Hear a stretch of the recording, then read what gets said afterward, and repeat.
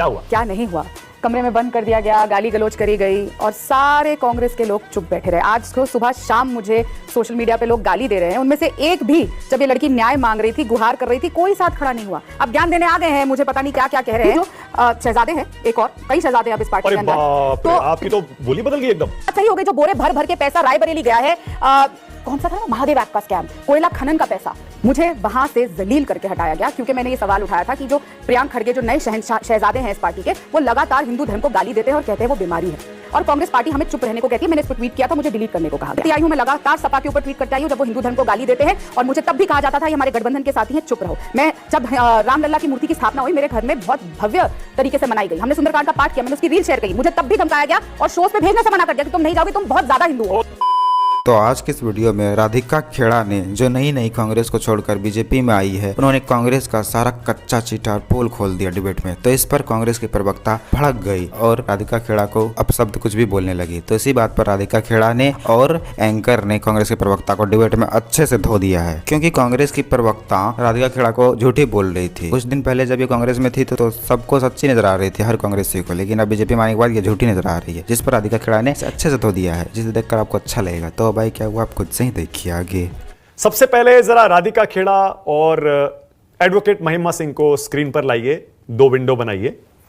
मैं भी चाहता हूं दर्शक थोड़ा आदत डाल लें, राष्ट्र की बात के न्यूज़ 24 के दर्शक, क्योंकि अब के बाद आप इस विंडो पर वर्सेस में राधिका खेड़ा और महिमा सिंह को आगे भी देखते रहेंगे। उम्मीद है, हमें लगता है कि बीजेपी राधिका खेड़ा को प्रवक्ता बना ही देगी, और अक्सर अब डिबेट्स में आपको यह नजारा देखने को मिलेगा।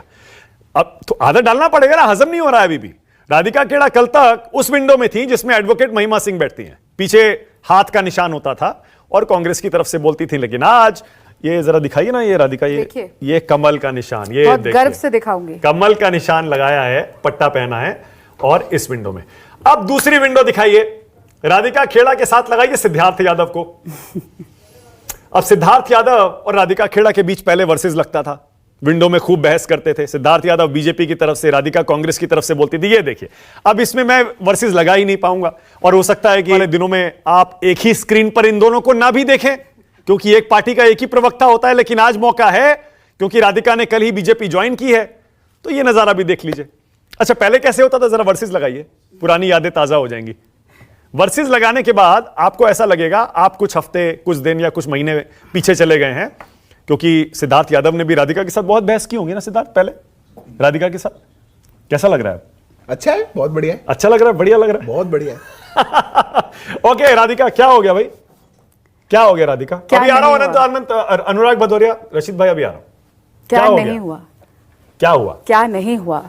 कमरे में बंद कर दिया गया, गाली गलौज करी गई और सारे कांग्रेस के लोग चुप बैठे रहे। आज को सुबह शाम मुझे सोशल मीडिया पे लोग गाली दे रहे हैं, उनमें से एक भी जब ये लड़की न्याय मांग रही थी, गुहार कर रही थी, कोई साथ खड़ा नहीं हुआ। अब ज्ञान देने आ गए हैं, मुझे पता नहीं क्या क्या कह रहे हैं, लेकिन जब मैं चीख रही थी, चिल्ला रही थी, मेरा रोता हुआ वीडियो हर जगह आ रहा था, तो एक भी कांग्रेस के कार्यकर्ता हो या नेता हो, एक इंसान ने जरूर, एक इंसान, मैं बार बार लगातार ये कहती हूँ, अगर पूरी कांग्रेस पार्टी में अगर किसी भी इंसान की रीढ़ की हड्डी है तो वो पवन खेड़ा जी की है, क्योंकि उन्होंने मुझसे बात करी, पूछा और मुझे न्याय दिलाने की कोशिश करी। लेकिन अफसोस उनके हाथ में कुछ भी नहीं था। शायद उनके हाथ में एक कुछ होता तो उस इंसान, वो इंसान इंसानियत जो दिखा सकता था, जिसमें थोड़ी इंसानियत है, वो शायद कुछ करता था। लेकिन उसके अलावा, उनके अलावा ना प्रियंका गांधी जी, ना राहुल गांधी जी, ना जयराम रमेश जी, ना मल्लिकार्जुन खड़गे जी, ना सचिन पायलट जी, ना भूपेश बघेल जी,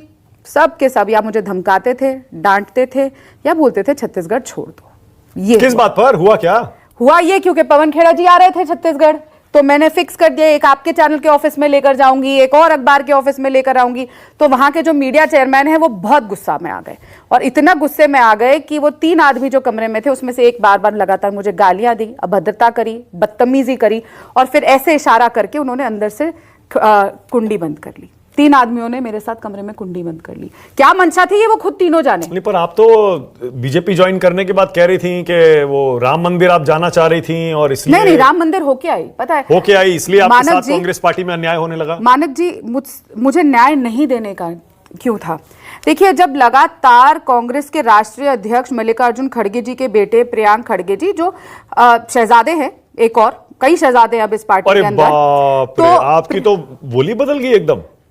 एक चोट खाई हुई महिला हूं मैं, जिसकी इज्जत पे हाथ डाला गया, जिसकी गरिमा पे हाथ डाला गया, जिस पे लगातार आज भी इल्जाम लगाए जा रहे हैं और घटिया घटिया इल्जाम लगाए जा रहे हैं। एक आरोप बस मैं भी सिर्फ पढ़ रहा था, इसीलिए। एक आरोप ये भी लगाया गया कि आपकी मां की कोई कंपनी थी जिसको छत्तीसगढ़ सरकार ने बहुत ठेका वेका दे दिया, इन लोगों के इसीलिए खिलाफ। बीजेपी ने आपको ब्लैकमेल कर लिया। अच्छा, पैसे रुके हुए थे आपके। मजेदार बात, पहली बात तो मेरी मदर की मेरी कंपनी ने कोई काम नहीं किया है। दूसरी बात, अब सबको पता है मेरी मदर कौन है, very very well known film producer है, तो पता चलना मेरी कंपनी का नाम क्या है उसमें कोई बड़ी बात नहीं है। और मेरी मदर वर्ल्ड ओवर काम करती हैं, सिर्फ इंडिया में नहीं, इंडिया में तो बहुत कम, world over, award winning. Chhattisgarh में सरकार बदलने के बाद आपकी मां की कंपनी के पैसे रुके हुए थे, तो बीजेपी ने कहा ये पैसे तभी मिलेंगे जब आप बीजेपी में आ जाएंगी। मानक जी, मतलब मैं जिस परिवार से आती हूँ मुझे ऐसी जरूरत नहीं है। पहली बात, मेरे फादर बहुत मेहनत से काम करते हैं और भगवान का दिया हुआ हमारे पास सब कुछ है, मेरे को ये करने की जरूरत नहीं है। दूसरी बात, ना मेरी कंपनी ने, ना मेरी मदर की कंपनी ने आज तक किसी भी गवर्नमेंट के साथ काम किया। तीसरी बात, अब इंक्वायरी तो इस बात पर रहनी चाहिए कि भूपेश बघेल जी ने, अगर ये मेरे पे इल्जाम लग रहा है कि मुझे दिया, ऐसे कितने कांग्रेसियों को कितना काम दिया, ये तो बात सही हो गई। जो बोरे भर भर के पैसा रायबरेली गया है, कौन सा था ना, महादेव ऐप का स्कैम, कोयला खनन का पैसा, इसीलिए तो भूपेश बघेल जी को वहां पे बनाया गया। और इसीलिए आज समझ आया, जिस दिन मेरी प्रेस वार्ता हो रही थी, जब वो लेटर आया कि भूपेश बघेल जी रायबरेली के लिए नियुक्त किए गए हैं, क्यों प्रियंका गांधी जी चुप थी छत्तीसगढ़ आके, क्योंकि भूपेश बघेल जी उस आदमी के आगे चट्टान की तरह खड़े थे और वो चट्टान की तरह। आरोप है, और जितने भी लोग कांग्रेस छोड़कर या विपक्ष से बीजेपी में आते हैं उन पर आरोप लगाते हैं कांग्रेस और विपक्ष वाले कि या तो डर गए सीबीआई ईडी से, कोई फाइल खुल गई होगी, या फिर लालच में चले गए। मानक जी, डर या लालच? ना ईडी, ना सीबीआई, ना डर, ना लालच। मुझे वहां से जलील करके हटाया गया क्योंकि मैंने ये सवाल उठाया था कि जो प्रियांक खड़गे, जो नए शहजादे हैं इस पार्टी के, वो लगातार हिंदू धर्म को गाली देते हैं और कहते हैं वो बीमारी है, और कांग्रेस पार्टी हमें चुप रहने को कहती है। मैंने इस पर ट्वीट किया था, मुझे डिलीट करने को कहा गया। मैं लगातार डीएमके के ऊपर ट्वीट करती आई हूं, मैं लगातार सपा के ऊपर ट्वीट करते आई हूं जब वो हिंदू धर्म को गाली देते हैं, और मुझे तब भी कहा जाता था ये हमारे गठबंधन के साथी हैं, चुप रहो। मैं जब रामलल्ला की मूर्ति की स्थापना हुई, मेरे घर में बहुत भव्य तरीके से मनाई गई, हमने सुंदरकांड का पाठ किया, मैंने उसकी रील शेयर की, मुझे तब भी धमकाया गया और शोज पे भेजने से मना कर दिया कि तुम नहीं जाओगे, तुम बहुत ज्यादा हिंदू हो। ज्यादा हिंदू और कम हिंदू कैसे होता है?